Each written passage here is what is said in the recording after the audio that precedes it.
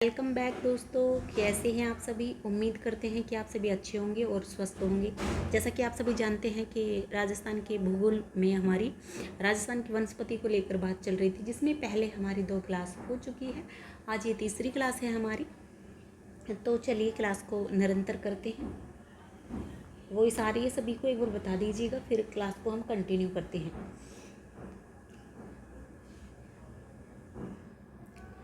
राजस्थान में वन संपदा को लेके हम अध्ययन कर रहे थे। आज हम पढ़ेंगे राजस्थान की वनस्पति को लेके। सबसे पहले हम बात करते हैं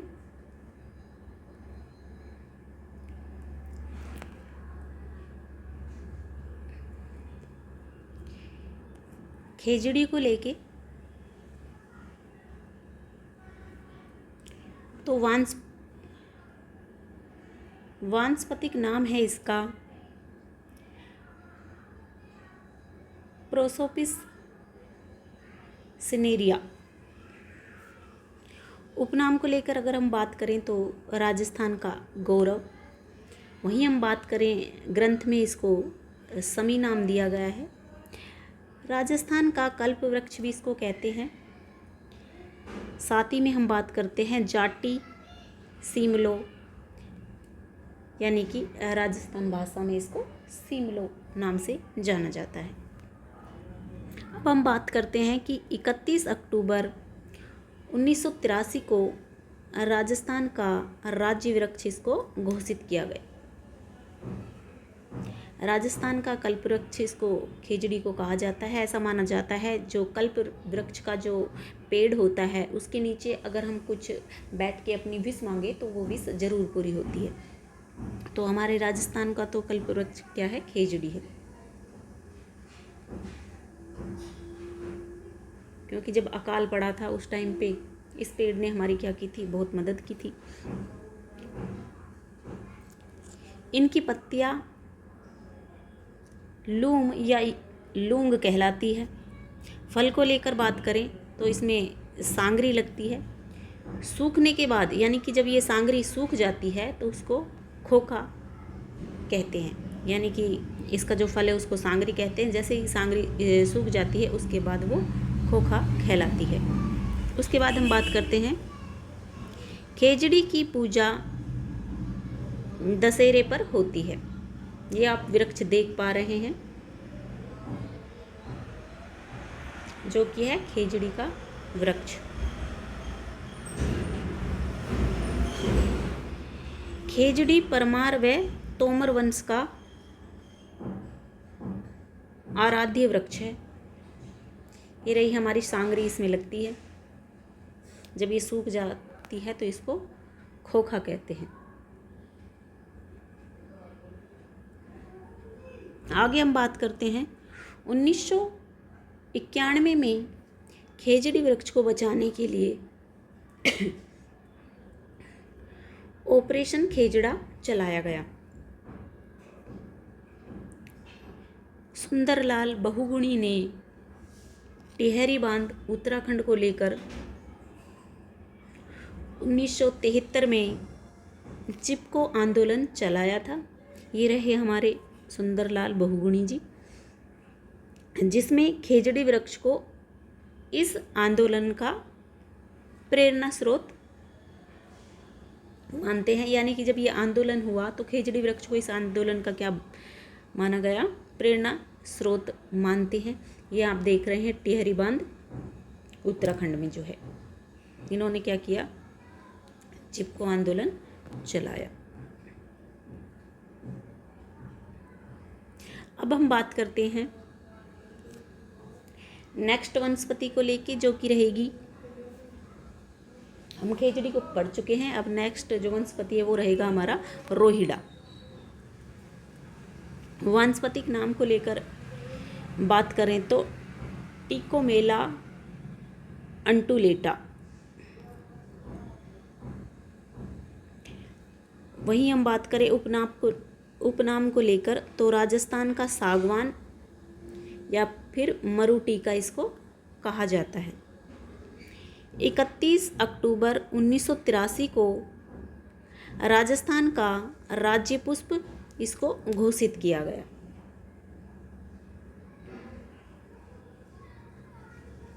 अभी हमने इससे पहले खेजड़ी पढ़ा था, उसको जैसे 31 अक्टूबर 1983 में घोषित किया गया था, तो सेम ही इसकी डेट रहेगी 31 अक्टूबर 1983।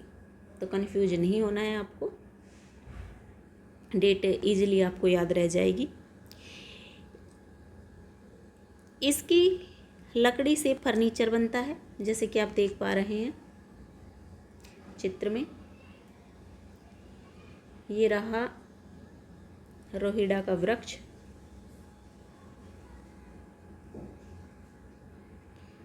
इसके बाद हम बात करते हैं साल या सालर वन।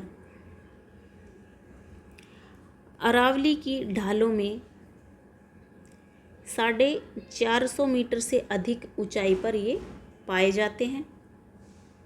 उपयोग इसका किस में किया जाता है तो बताएंगे हम। पैकिंग सामग्री के डिब्बे बनाने में और माचिस बनाने में किया जाता है।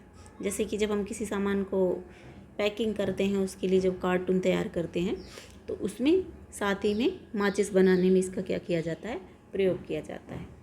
सालर का चित्र भी आप देख पा रहे हैं, इस वृक्ष को आप देख पा रहे हैं, इस वनस्पति को आप देख भी पा रहे हैं। साथ ही में सर के नोट्स बहुत अच्छे हैं, सर ने पिक लगा के बहुत अच्छे से सारी चीज़ों को इजीली समझाया हुआ है। ठीक है,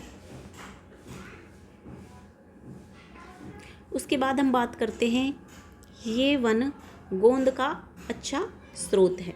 आप देख पा रहे हैं चित्र में, इस प्रकार से इसमें से गोंद निकलता है। इसमें सालर वृक्ष की अधिकता होने के कारण इन्हें सालर वन भी कहते हैं। अन्य वन को लेकर बात करें तो ढोंक, धावड़, वही हम बात करें कठीरा, धोक, धावड़, कठीरा। सालर वन जो कि उदयपुर में सर्वाधिक होते हैं। उसके बाद हम बात करें राजसमंद, चित्तौड़गढ़, सिरोही, अलवर, अजमेर में पाए जाते हैं।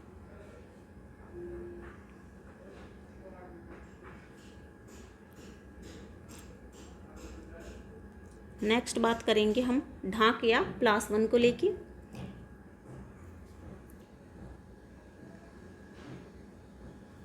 वानस्पतिक नाम को लेकर बात करें तो ब्यूटिया, देखिए कितना सुंदर लग रहा है फल, ये वनस्पति भी देखने में, देखिए ये कितना सुंदर फूल लग रहा है इसका, है ना। मानो स्पर्मा, लाल रंग का फूल होने के कारण, देख पा रहे हैं आप चित्र में कि लाल रंग का फूल है, होने के कारण इसे जंगल की ज्वाला कहते हैं, यानी कि फ्लेम ऑफ द फॉरेस्ट। इसकी लकड़ी जलने एवं कोयला बनाने में, इसकी लकड़ी जलाने एवं कोयला बनाने में क्या आती है, काम आती है। कोयला भी बनाया जाता है, जब जलता है तो उससे कोयला बन जाता है, उसको काम में लिया जाता है। ये उन मैदानी व पठारी भागों में पाए जाते हैं जहाँ धरातल कठोर व पथरीला यानी कि कंकरीले हैं।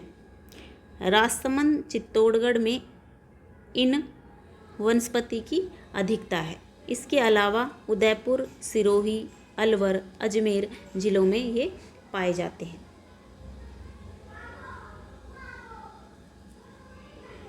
नेक्स्ट हम बात करते हैं चंदनवन। चंदनवन में अगर हम बात करें तो हल्दी घाटी, नाथद्वार, राजसमंद, यहाँ पे चंदन के वन पाए जाते हैं।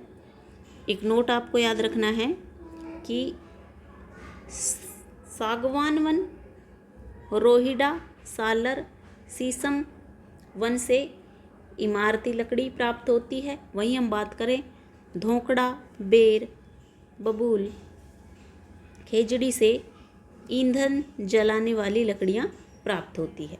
ये आप देख पा रहे हैं चंदन। चंदन का पेड़ आप जानते ही हैं सभी कि बहुत ठंडा होता है, तो इस पे क्या रहते हैं, सर्प शांप चिपके हुए रहते हैं। आपने देखा होगा जो साधु संत होते हैं वो चंदन का टीका लगाए रखते हैं माथे पे। मैं भी लगाती हूँ, मुझे भी बहुत पसंद है। हम माथे पे चंदन का टीका लगाए रखते हैं कि ताकि उसमें क्या होता है कि माथा हमारा क्या होता है, शांत होता है। तो वो लोग तो जो साधु संत होते हैं वो तो रखते ही हैं हमेशा।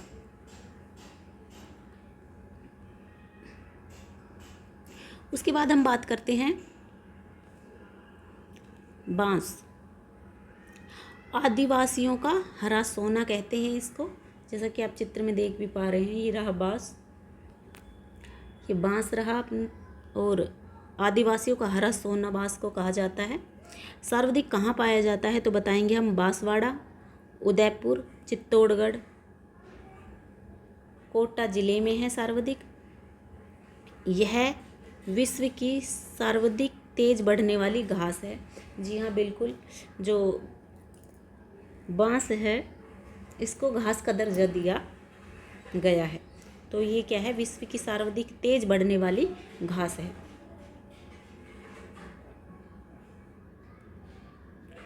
उसके बाद हम बात करते हैं बांस की खेती को बढ़ावा देने के लिए भारत सरकार ने 2006-07 में राष्ट्रीय बांस मिशन प्रारंभ किया, जिसका 2015-16 में नाम बदलकर राष्ट्रीय कृषि वानिकी एवं बांस मिशन कर दिया गया। उसके बाद हम बात करते हैं राष्ट्रीय बांस मिशन। 1 हेक्टेयर में बांस की खेती से होगी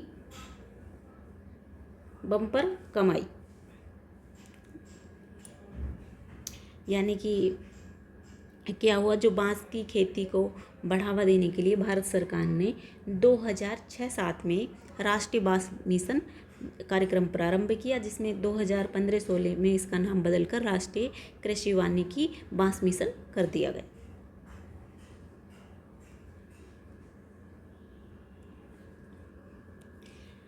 नेक्स्ट है गोंद।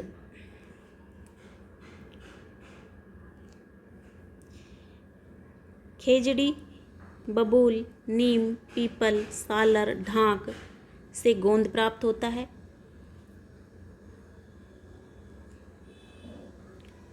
चौहटन, बाड़मेर गोंद उत्पादन के लिए क्या है, प्रसिद्ध है। नेक्स्ट पढ़ेंगे हम आंवला। ये एक झाड़ी है जो जोधपुर, पाली जिलों में पाई जाती है। उपयोग को लेकर बात करें तो चमड़ा साफ करने में इसका उपयोग किया जाता है।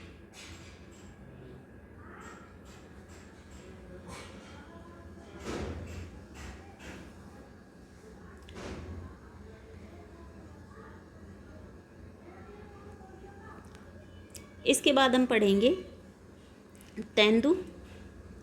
स्थानीय नाम है इसका टीमरी। एग्जाम में सिंपल सा क्वेश्चन पूछ लिया जाता है कि टीमरी क्या है, तो आपको याद रखना है कि तेंदू का स्थानीय नाम क्या है, टीमरू है। एग्जाम में पूछेंगे सिंपल सा क्वेश्चन आपसे कि टीमरू क्या है, तो आपको बताना है कि टीमरू तेंदू का स्थानीय नाम है। इसके पत्ते से बीड़ी बनाई जाती है। तेंदू के वृक्ष झालावाड़, बारा, चित्तौड़गढ़, बांसवाड़ा, डूंगरपुर, उदयपुर में पाए जाते हैं। इस प्रकार के देखिए ये पत्ते रहते हैं इसके, और इनसे क्या की जाती है, तैयार बीड़ी तैयार की जाती है। ये पूरा आप इस पेड़ को देख सकते हैं, इस प्रकार से ये होते हैं।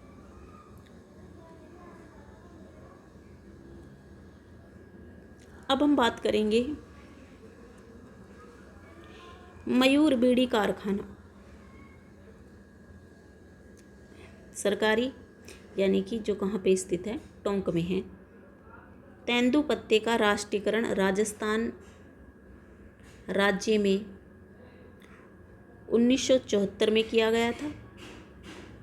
इसके तहत तेंदू पत्ते का व्यापार केवल राज्य सरकार ही कर सकती है। याद रखना है आपको।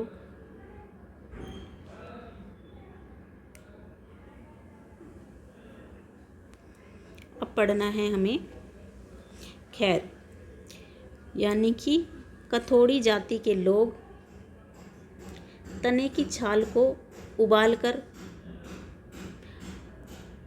हांडी प्रणाली से कत्था तैयार करते हैं। खैर सर्वाधिक उदयपुर, सलुम्बर जो कि नया जिला बना है, चित्तौड़गढ़, बूंदी, झालावाड़, कोटा, बारा, सवाई माधोपुर जिले में पाए जाते हैं।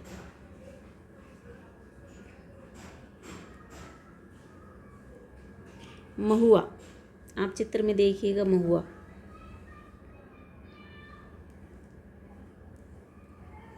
लग रहा है ना जैसे हमारे यहाँ पे टिंडे होते हैं उस प्रकार का फल। टिंडे होते हैं, ऐसा लग रहा है कि उस प्रकार का कोई ये फल है जैसे टिंडे होते हैं। टिंडे की सब्जी आप सबने खाई होगी।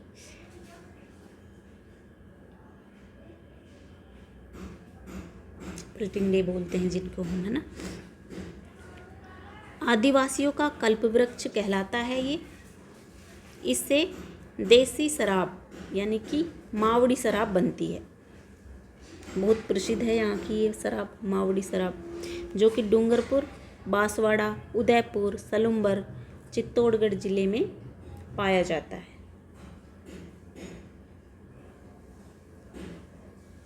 काफ़ी बार एग्जाम में पूछ लिया जाता है अर्जुन वृक्ष को लेकर, जो कि एक औषधीय पौधा है।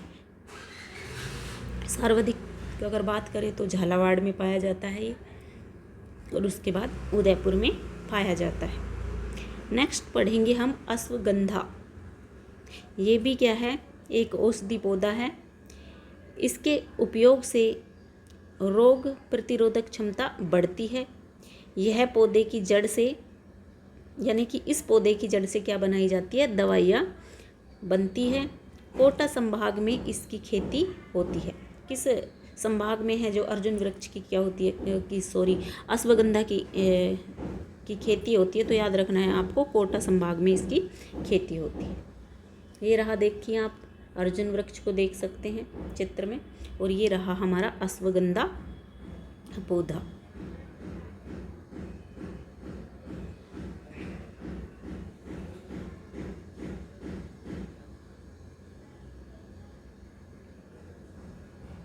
अच्छा, आप मेरे को कमेंट करके बताइए कि अर्जुन जो ये वृक्ष है ये किस प्रकार का आपको लग रहा है।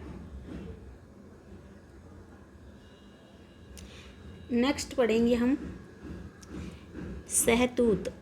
इस पेड़ पर रेशम के कीड़े पाले जाते हैं। रेशम की खेती को टरस पद्धति कहते हैं। आड़ू, इसकी लकड़ी से कठपुतली बनती है। जैसे कि आप चित्र में देख पा रहे हैं सहतूत, देखिए इस प्रकार से क्या छोड़े जाते हैं, इस पे रेशम के कीड़े पाले जाते हैं। जब हम बहुत छोटे थे, जो हमारा घर था उसमें भी एक सहतूत का पेड़ था जो काफ़ी बड़ा था। हम पूरे मोहल्ले के बच्चे वहाँ पे हमारे खेलने आते थे और हम उसको बहुत खाया करते थे। तो इस चित्र को देख के बहुत चीज़ याद आ गई। हम बात करेंगे अजमेर में 1000 वर्ष पुराने कल्प वृक्ष के 2 पेड़ हैं, जहाँ हरियाली अमावस्या को मेला लगता है। देखिएगा आप चित्र में, ये अजमेर कल्प वृक्ष है और यहाँ पे क्या होता है, हरियाली अमावस्या को, हरियाली जो अमावस्या आती है उस दिन यहाँ पे क्या होता है, मेला लगता है।